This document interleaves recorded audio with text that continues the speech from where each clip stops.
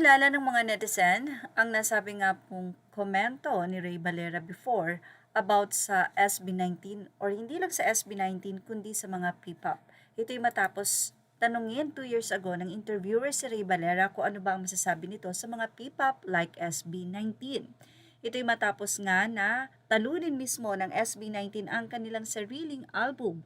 Ibig sabihin, walang nakatalo sa SB19 na ibang mga P-pop kundi sarili din nila.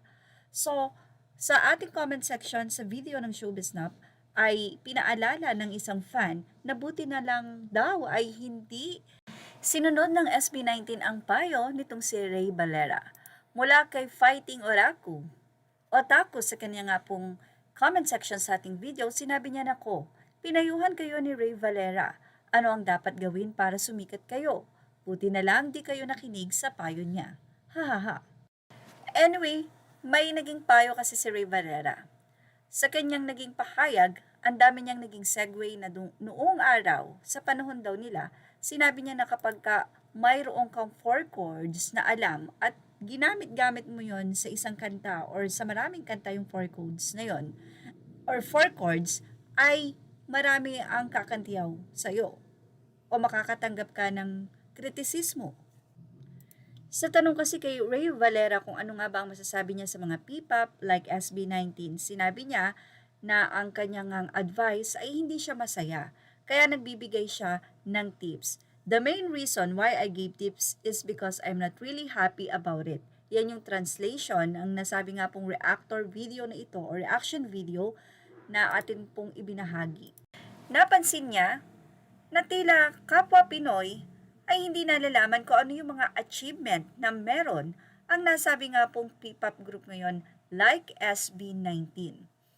Well, ayon nga sa ilang mga netizen sa nasabing video o reaction video na ito, sinabi nilang Ray Valera music is a thing in the past. Kaya wala na siyang naisusulat na bago kasi hindi open-minded person. Not all famous artists are open and know different music genres. He is just trying to protect his ego na ang totoo wala talaga siyang alam at hindi niya kayang aminin yun. Kaya nga dito sa Pinas, network companies must also change their programs para naman ma-showcase yung mga bago at magaganda. Sino man ang isa?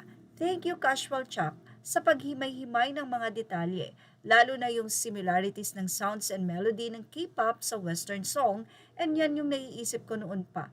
And sa list na yan, mas marami pa akong naririnig ng songs ng K-pop music na similar ang melody sa western and walang nagre-reklamo.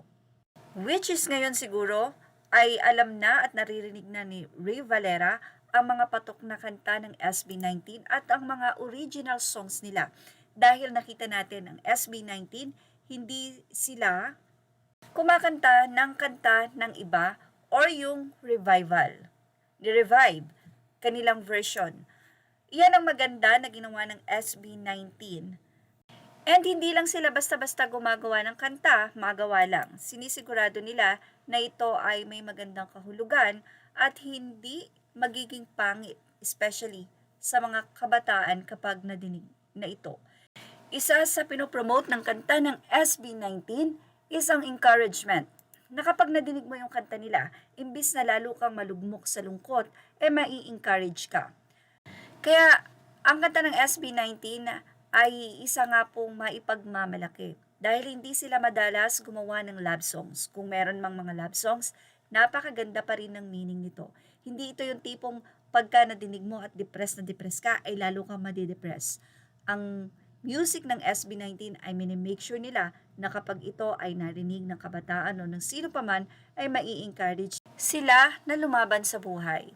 Pero syempre, ano ba yung higit na kailangan natin para tayo ay ma-overcome ang mga problema, depression or anxiety na meron dito sa mundo? Syempre, yan po ay ang mag-rely tayo at humingi ng habag palagi sa Panginoon. Dahil kung kilala natin ang Panginoon sa buhay natin, for sure, lahat ng anumang problema o dagok sa buhay na dumating sa atin, makakaya natin yan. Well, yun ang ating Showbiz Snap update. Images are all credit to the rightful owners. Please like, share, and subscribe. Thank you for watching Showbiz Snap.